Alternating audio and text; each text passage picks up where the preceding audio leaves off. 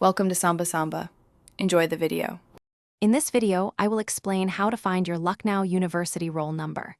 The most direct way is through the university's official examination portal. This online resource is designed to help students quickly retrieve their essential academic identifiers.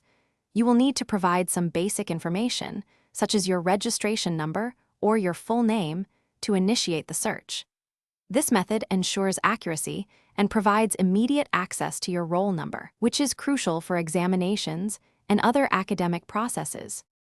To use the online portal, first, open your web browser and go to the official Lucknow University website. Once there, look for the Examination or Student Corner section, usually found in the main navigation menu. Within this section, you will find a link specifically for Find Roll Number or Know Your Roll Number. Click on this link, and you will be prompted to enter your registration number and your date of birth to retrieve your unique identifier. If the online portal isn't accessible or you face issues, there are other reliable methods. Your examination admit card is a primary source, as your roll number is prominently printed on it. Alternatively, you can reach out to your specific department or college administration. They maintain student records and can assist you.